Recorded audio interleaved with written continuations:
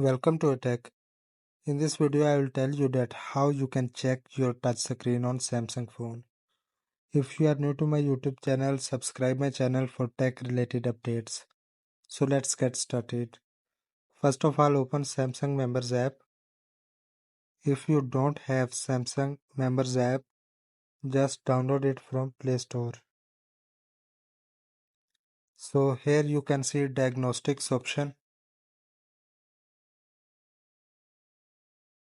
On top you can see phone diagnostics. And now click on touch screen.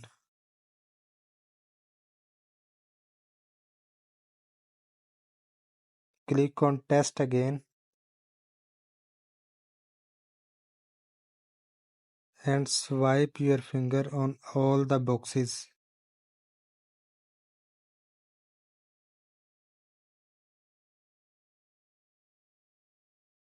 Swipe on all the boxes. So you can see that result is normal.